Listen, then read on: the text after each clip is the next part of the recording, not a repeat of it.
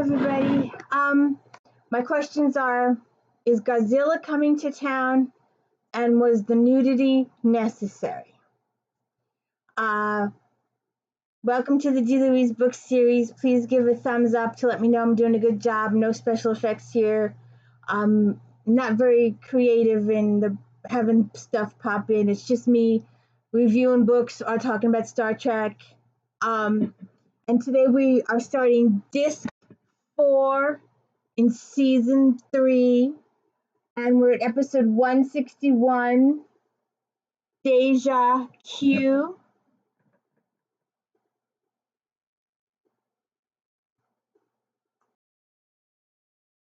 So, there's a voiceover in the beginning.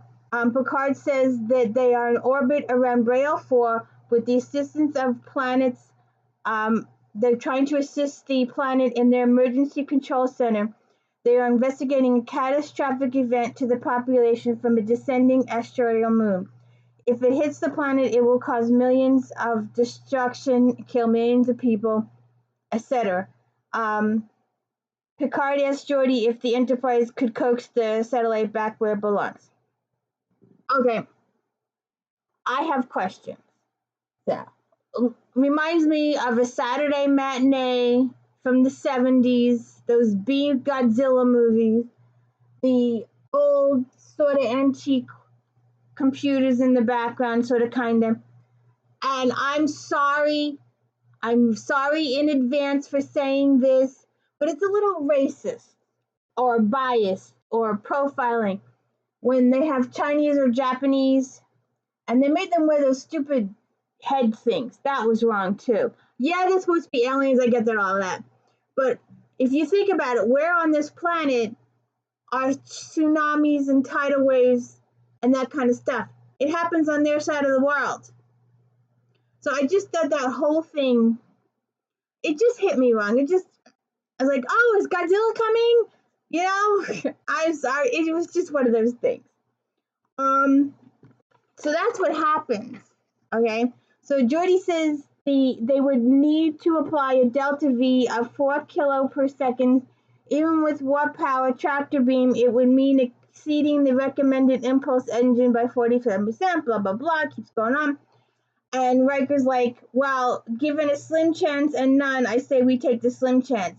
Picard tells Geordi to do it. Riker then tells Worf to contact the other ships in the area to assist with release efforts. So they give it a try, using the tractor beam to push it away. Data says the mass is too great and they are not having an effect. Then they hear this disturbance. So, my other question to you, was the nudity necessary? Did he have to appear to them nude to facilitate that he has fallen from the high rank of Q? Was it necessary? Did we have to see this?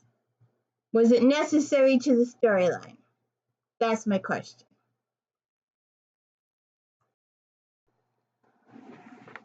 So a Q appears to them. Picard now believes the cause of the meteor is Q.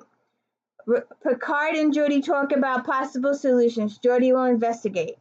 Picard blames Q for the planet's condition. Q says he has no idea what's going on. And he has bigger problems. He is no longer a member of the Continuum.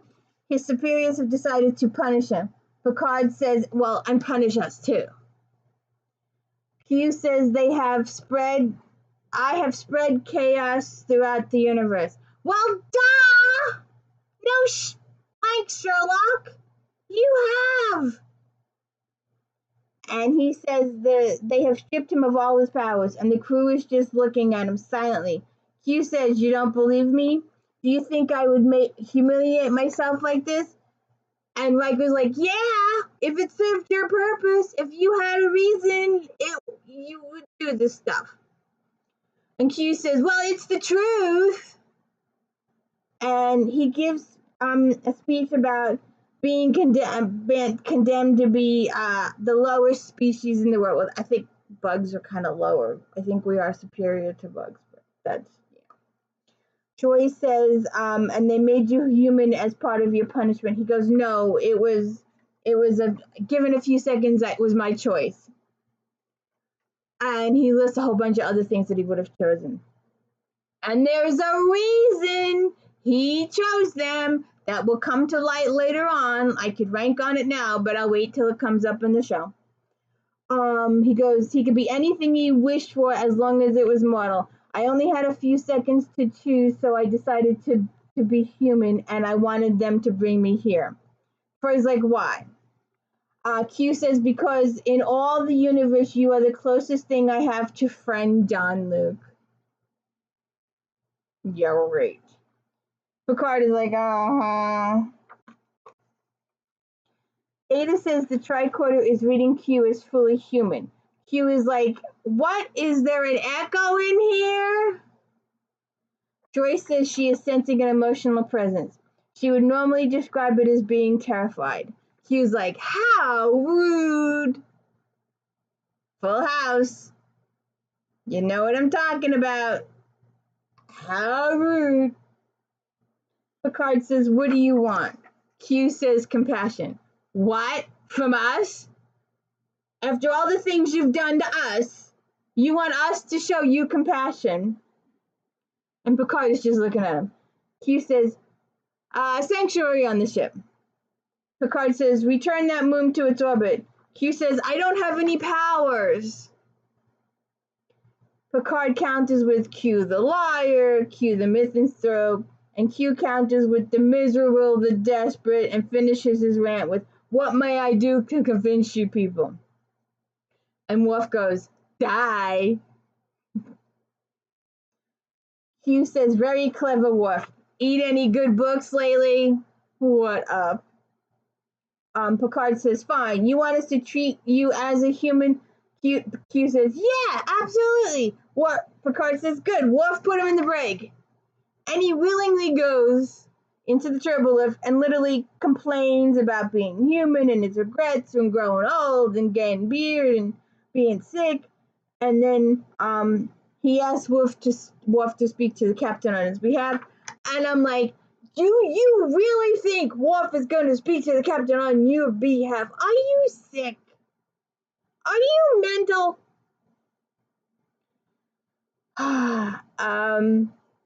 So they go back and forth a while, and then as Worf is putting him in the brig, he goes, could I ask you a favor? Could you speak to the captain? I would tell Q this is not the way to make friends. He's like, well, I should have chose Klingon, or I should have chose Romulan. After all the things he's done to the humans, he's not going about it the appropriate way. He's like, question, without troubling your simple intellect, would I let you lock me up if I wasn't human? Well, duh. Worf says you have fooled us too often. Q rolls his eyes. Please don't feel compelled to tell me the story about the boy who coyed Worf. It's Worf, but we won't go there. Worf activates the force field. As Worf leaves, Q screams Romulan. Then we're back on the bridge. Picard says the questions is what sort of jaded game is he up to? Riker says maybe he just wants a big laugh. He will take Braille to the edge of disaster and then pull the moon back. Picard says, or he may have nothing to do with it at all. Riker says, you honestly think Q is telling the truth? Picard says, I agree this is highly unlikely, but we have to proceed with the current dilemma as if Q has no powers. Riker says, so he can sit and watch us struggle. Picard says, I don't see that we have a choice. Well, duh. Picard tells the people on the planet that their first attempt failed and they're going to try again and they're going to do the tractor beam thingy and it didn't work and all that kind of stuff. They say they already evacuated the planet. Riker says Geordi is not an optimist. Then a white light noise appears. Data says a bunch of stuff. He says they're being probed. And the bulb goes all the way into the ship and into Q's quarters. Picard goes to see Q. Q says you have come to apologize. Excuse me, Q. You're the one that's supposed to be apologizing, not us. You, because you've done this stuff to us. Not we haven't done anything to you. You've done it to us. And Q's like, I'm in this dungeon. How did I know this stuff was going on? Picard says we have a moon falling out of orbit and the ship was just probed with a Bethrobe radiation. Q says he was not aware of this. Truthfully, he says, well, he was sleeping. Q rambles on about being weak, etc., blah, blah, blah, blah. And Picard says, you fell asleep. Terrifying. Can you stand it? Oh my God, he felt weak and he fell asleep. Picard says you will get used to it. Q says, I'm not prepared for this. I need guidance. Picard says he's not going to play along with this. If you want to continue with this charade, you can do it alone. Q runs into the force field and says it is getting on his nerves now that he has them. Q rambles on about his knowledge of the moons and says he can help if you let me out of here. Picard says there are millions of lives at risk. If you have the power. Q says, I don't have the power anymore. But I have the knowledge. Locked up in this puny brain. You cannot afford not to take advantage, can you? Picard calls Data. Picard removes the force field. If you are human, which I seriously doubt, you will have to work hard to earn our trust. Q says he's not worried. You only dislike me. There are others in the cosmos who truly despise me. Well, duh! Ya think? Picard tells Data he's assigned to Q for the remainder of Q's stay and to go with him to engineering. Q asks for a Starfleet uniform. Data just looks at him.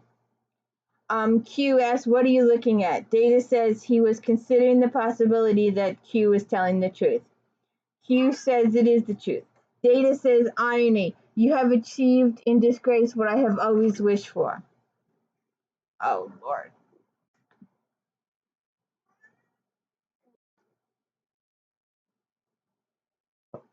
Oh, God. Somebody came to visit.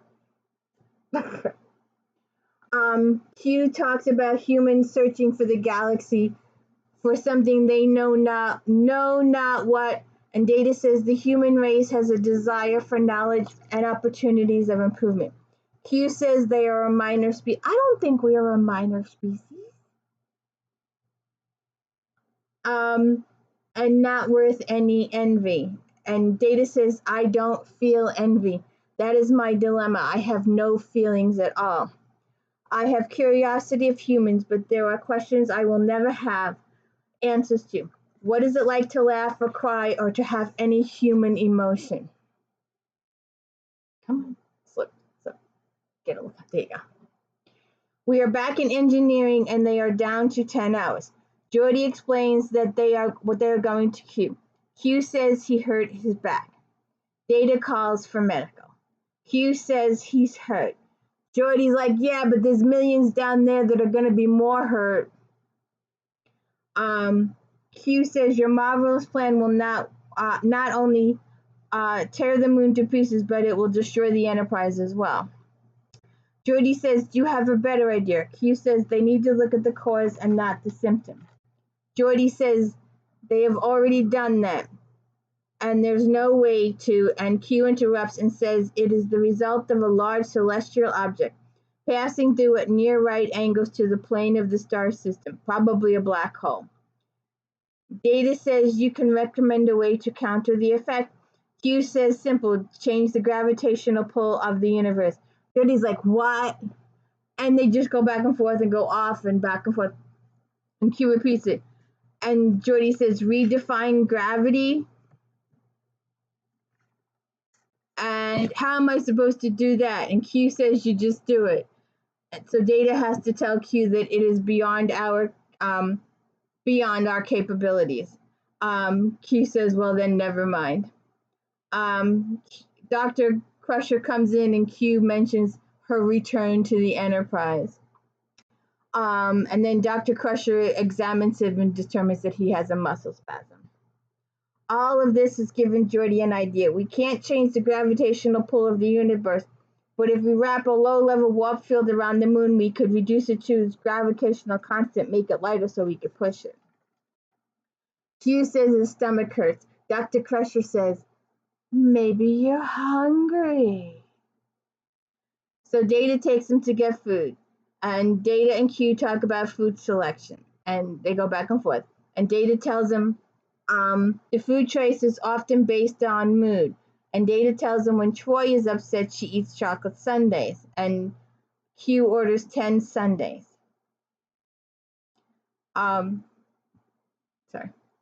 Guinan walks in, and she says, I hear they drummed you out of the continuum. Q says a significant change of, he looks at it as a significant change of career. Q says, oh, just one of the boys. Q says, yeah, one of the boys with an IQ of 2005. Data says the captain and crew are not yet convinced that he's truly human.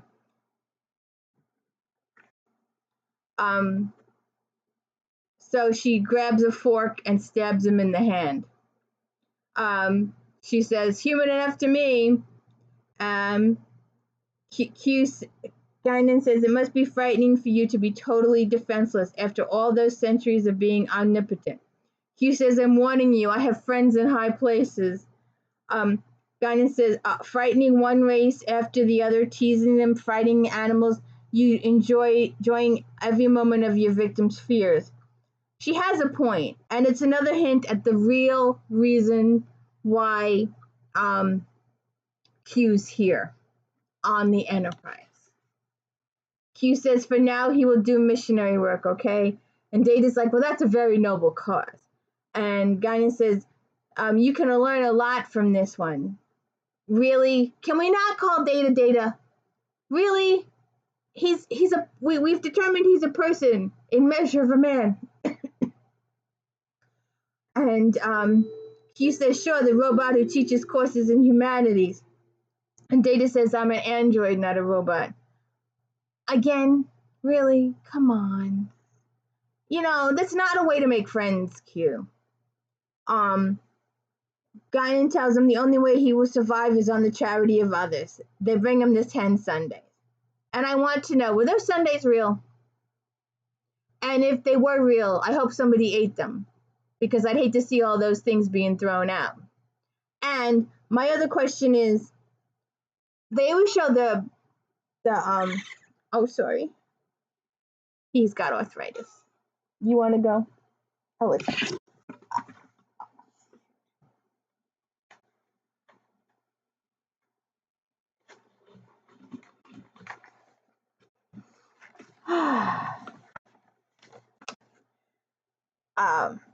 I want to know, what do they get? I hope if they're real sundaes, I hope that somebody eats them. And if they're not, it brings up another question. And my question is, they always show the replicators, but what happens to the dishes? Where's the sink where they can be washed? Never see a restroom. And where does all the human waste go? Where does all the garbage go on a starship? Does anybody know? Then we're back on the bridge, and their sensors are picking up another the Calamarians again. And Worf says they are highly organized, and Riker says a life form. Picard says an attempt to make contact. The computer says it's intelligent life form, but it doesn't have the capability of translating the signal. Then we are back in 10 forward, and Guinan says it's the Calamarian, and they attack Q, and Data tries to help. They get the shields up, and it protects Q again, and he's on the floor. And Guinan's like, how the mighty have fallen. The next scene has a voice-over view that the Calamarian are the reason behind the attack, and they have a grievance with Q. They're in the ready room, and Q explains that the Calamarian exists as ionized gas like many others. And Picard wants to know, what did you do to them? Oh, nothing grotesque or bizarre. Riker's, you tormented them. Q's like, they have no sense of humor. Riker says, let's turn him over to them. And Picard finally, the bells and whistles go off in Picard's head. He figures out why Q chose them. Because all his protests of friendship is false. He chose them because he knows the humans are the one species that would protect him. It's human nature to protect. Q says humans have compassion and forgiveness. They can't wait to absolve almost any offense. It's a weakness in the brain. You know, you want our help, and yet you continue to insult us. Riker and Picard are like, no, you know what? We'll take you to the nearest spar base. They can deal with you. And Q's like, I would be a very valuable member of your team. And Data says he has provided important information. And Troy says, it seems you have an advocate. And Data's like, no, I'm just stating the facts. Picard asks LaForge for status. Picard tells Q and Data to help Geordi. Q and Data have another discussion about interpersonal relationships. Sorry, Q. Interpersonal relationships are a very important part of being in a starship about learning how to work with groups and working hand in hand with others, being a partnership. It takes a group to achieve all this. One person can't work the whole thing by themselves. It takes a group. And Data tries to explain all this, and it just goes over Q's head. And Picard again talks at the planet. Q and Data are back in engineering, and Q tries to take command, and Geordi's like, no, excuse me. This is my ship. I'm the one in command. The Calamari, so they make another attempt at moving the moon. Geordi and Q have more words again. The Calamari attack pushes into the Enterprise, into the atmosphere. Then the Calamarian attack Q. Data attempts to save Q. The next scene is in sickbay. Now, Data just saved your life. It could help to have some compassion, because Data's the one on the floor with issues. Geordi tells Riker that the charge nearly knocked out his positronic neck. Riker says, what can you do? And they work on Data. And Q doesn't even have the grace to be thankful. And Riker and Geordi talk about how their attempt brought them more time. Then we are back in Picard's office, and Q comes in and says, you're right, I'm extraordinarily selfish, but it has served me so well in the past. Picard tells him, you will serve here. It will, not serve you here. But Q says, don't be so hard on me. You have been mortal all your life. You know all about dying. I have never given it a second thought.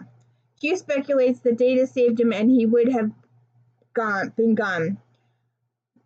He speculates that if Data hadn't saved him, he would have died, and no one would have missed him. Can relate a little bit with no descendants. If I pass along, no one will remember me either. And why did Q ask Picard, why did Data save me? Picard says that Data has special nature. He learned the lesson of humanity well. Q says, when I ask myself if I would have done the same for him, I am forced to say no, and I feel ashamed. Picard says, I'm not your priest. You will not receive absolution from me. You have brought nothing but pain and suffering to this crew, and I'm not convinced this is your latest attempt at a joke. Q goes on about being human and blah, blah, blah, and then he goes away. Then we are back in sickbay. Q tells Data there are creatures in the universe who would consider the ultimate achievement no feelings, no pain, no emotions. And yet you covered them. But if it means anything to you, you are a better human than I am. Q goes into the shuttle bay and attempts to commit suicide by letting the Calamarian have him, and tells the crew not to help him. Perhaps his death will have dignity. Picard says there is no dignity in suicide. Q says he would have died aboard him anyway. The Calamarian go after the shuttle. Picard says, against my better judgment, he tells the transporter room to beam up the shuttle back. Riker, and then he tells Riker, well, it is a good shuttlecraft. Well, it's a hate to see it go to waste. and they are unable to save him. And Corbin Bernstein appears as a superior Q, and he says that thing about humanity, about Q sacrificing himself, was a big, huge save. And he restores Q's powers, and Q goes back on the Enterprise with the mariachi band, and he's like, wants to celebrate, and he gives Riker women, and Riker's like, no, I don't want the women. And Q's like, well, you were more fun when you didn't have the beard. And then he gives the women to Worf, and Picard's like, go, let it, I want it gone, all of it gone. And then Q says he's gonna do something very special for Data, and Data's like, if you're gonna make me human, and Q's like, no, I wouldn't do that to you. And he leaves, and Data hysterical laughs. And they were like, Data, why are you laughing? I have no idea, but it felt good. Q fixes the moon, and Picard says maybe there is a residue of humanity in Q after all. And a little Q appears to Picard and says, I don't think so. So, I hope you enjoyed Deja. Q, please hit the thumbs up. I'm trying the best I can. I need, maybe one day we can go live and talk about it together, but I need 4,000 likes and like 10,000, I don't know how many hours, before I can do that. And I really don't have too much technology here. I'm very, very low tech. So it would be cool if by the time we got to the movies or something, we could talk together, but I don't know. It'll probably never happen. That's like a high hope. I also have a high hope of my book reviews, having authors send me their books to review, their ARCs. But that's another dream that won't come true either. It's like winning the lottery. It won't come true either. But I thank you for staying in with me. Thank you for watching the video. Please hit the thumbs up and have a good day. Thank you.